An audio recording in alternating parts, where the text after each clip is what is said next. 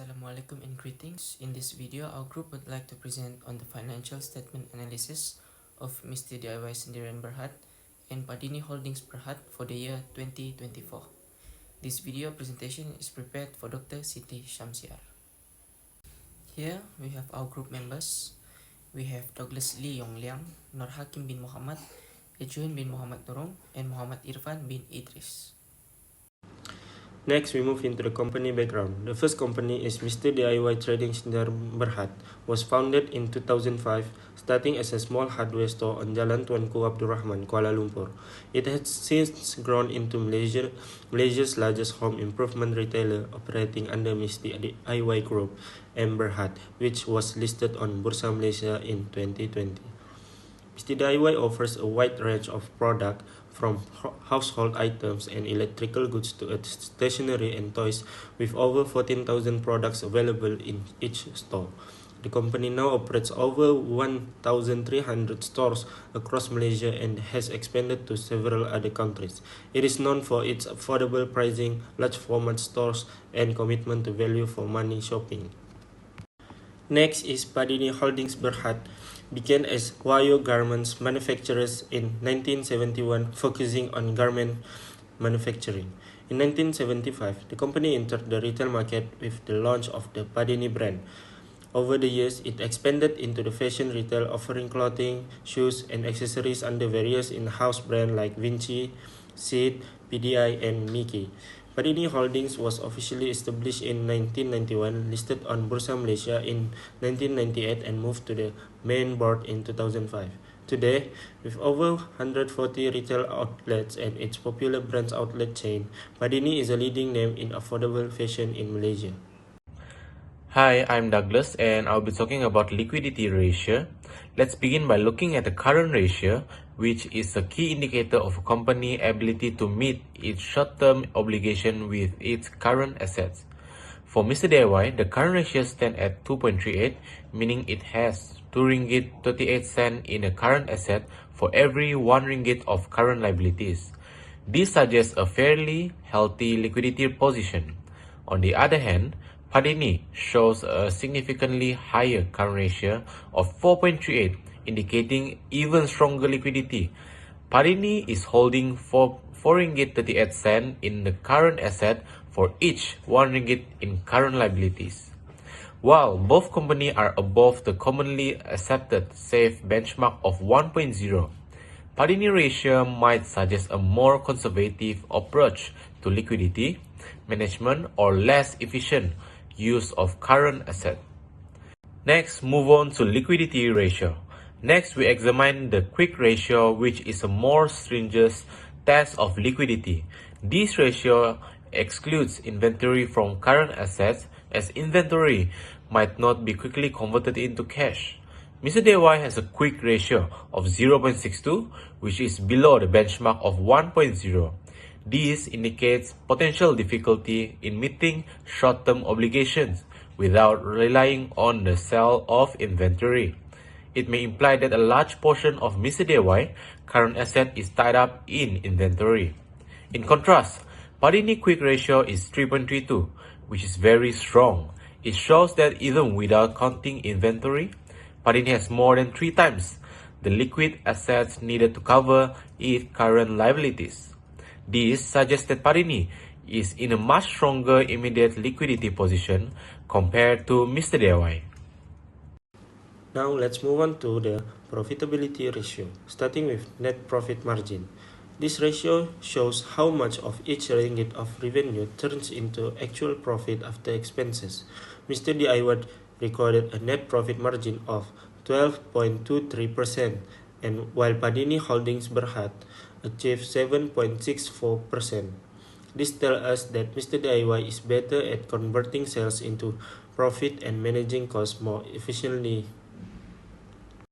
Next is the gross profit margin, which reflects how efficiently a company manages its production or purchasing costs.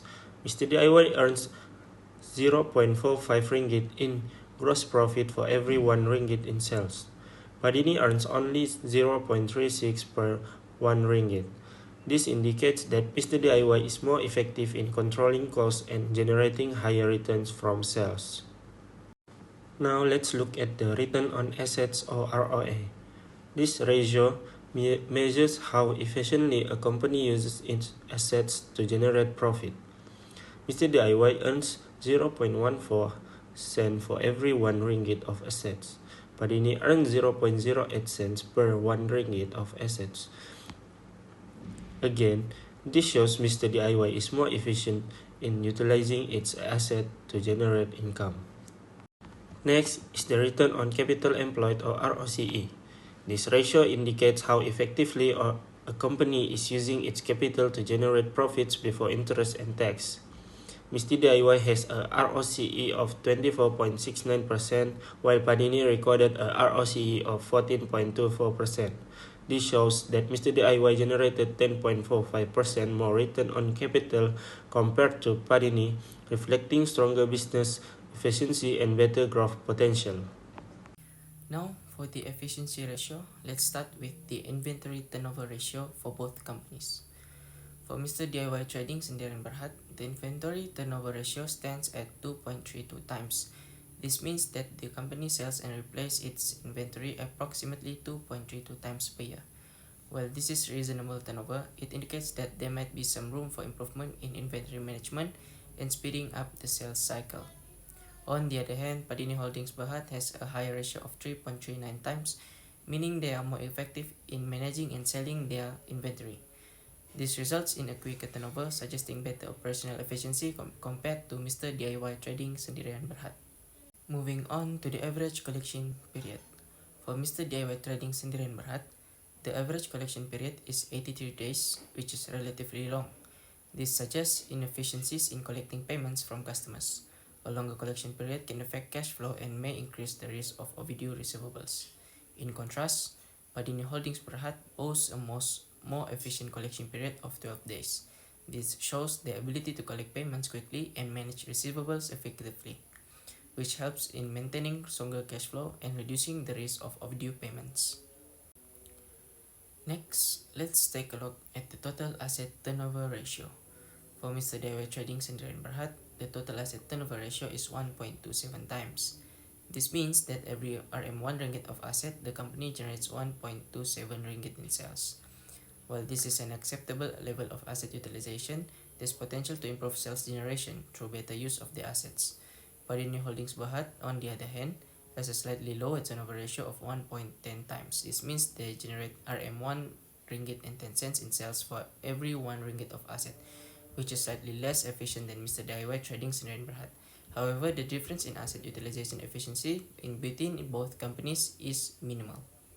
We go to debt ratio and debt equity ratio. The debt ratio and debt to equity ratio are important because they help assess the company financial stability and risk level. The debt ratio shows the proportion of company assets that are financed by debt, where high ratio indicates greater financial risk and dependency on borrowed funds. The debt equity ratio compares the company total liability to shareholder equity, revealing how much of the business is financed through debt versus owner investment. High level of debt may increase returns but also raise the risk financial distress. These ratios are crucial for decision making by management, investors, and lenders, as they reflect the company's ability to manage its obligation and grow sustainably. Okay, the compare from Mr. DIY and Padini Holding Berhad.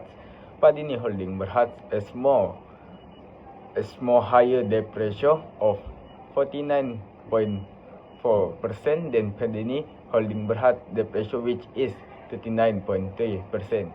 That means the compared to Mr. DIY, Padini has smaller share of its asset and support by debt.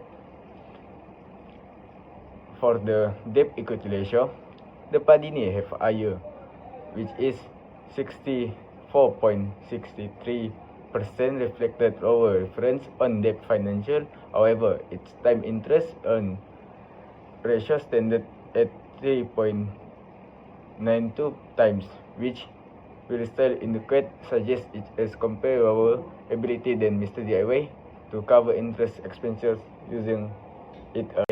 For conclude our presentation, in summary, both of Mr. DIY Trading Student Berhad and Padini Holding Berhad possess good financial performance, but each with its own strengths. Mr. DIY has superior profitability and interest coverage, and it has higher net and gross profit margin, superior returns on asset and capital employed, and a much higher time interest earned ratio, indicating its good ability to repay financial obligation despite higher leverage.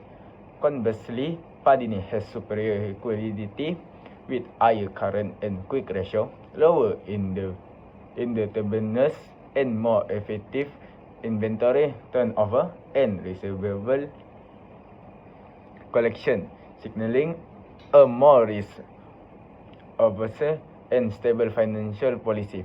Overall, Mr. DIY is more aggressive and profitable, while Padini is more risk-averse